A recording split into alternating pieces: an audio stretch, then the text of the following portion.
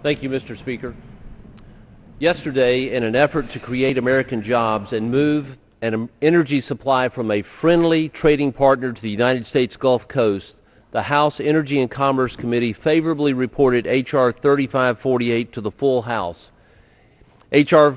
3548, the North American Energy Access Act, would end a waiting game that has lasted for over 3 years by pushing forward approval of the Keystone XL pipeline. In his State of the Union speech 2 weeks ago, the President promised to significantly expand production of oil and natural gas from offshore and onshore public lands. Unfortunately, but not surprisingly, he never mentioned his decision to reject the Keystone XL pipeline. While the President's comments about expanding oil and gas production in the U.S. were welcome news to many, I'm not sure how many people took his pledge seriously given his decision on Keystone XL. I am hopeful that the President will follow through on expanding production. I just wish he would have helped our country reduce our dependence on Middle Eastern oil while creating tens of thousands of jobs here in America by approving the pipeline application. The President's excuse for not approving the pipeline application was that he didn't have enough time. Radical environmentalists say that tar sands crude is the dirtiest of all, and they talk as if that's something foreign, something new. Mr. Speaker, I'd like to point your attention to a Friday, February 3rd, 2012 article on the front page of the National Journal, an article that I believe shows the fallacies in the arguments against the pipeline. The article states that despite environmental opposition, the Obama administration has approved a controversial oil sands pipeline. The article refers to an oil sands pipeline approved by the administration over 2 years ago.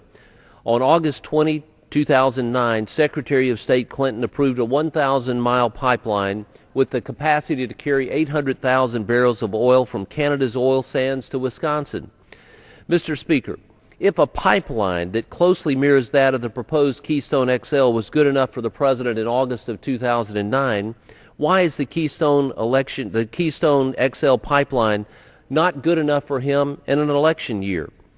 If time and the environment were reasons to deny Keystone XL in January 2012, they should have had the same reasons to deny the Canada-Wisconsin pipeline in 2009.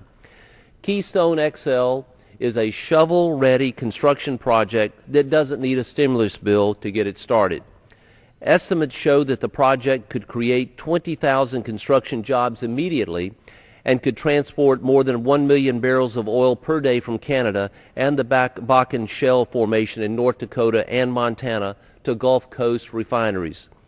With the ability to transport that amount of friendly oil from our largest trading partner and neighbor to the north, Canada, as well as domestic oil, and with the ability to create an additional estimated 100,000 jobs over the lifetime of the pipeline, it's no wonder why the American public supports Keystone XL. At a time when unemployment and prices at the pump are high and new predictions say gasoline could top $4 this year, it's no wonder that the American public was disappointed in the President's decision. In a recent installment of the United Technologies National Journal Congressional Connection poll, Americans surveyed were asked, supporters of the pipeline say it will ease America's dependence on Mideast oil and create jobs. Opponents fear the environmental impact of building a pipeline. What about you? Do you support or oppose building the Keystone XL pipeline? 64% of the respondents favored the construction of Keystone XL, and only 22% were opposed. Mr. Speaker, Keystone XL makes sense. It means jobs, energy security, and satisfaction for the American public. The President made a political decision to pander to his extreme environmentalist supporters in a campaign year instead of listening to the majority of the American public, and that was unfortunate.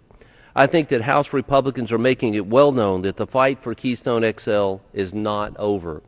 Support in the House to move the pipeline forward has been bipartisan, very public, and very well received by the American people.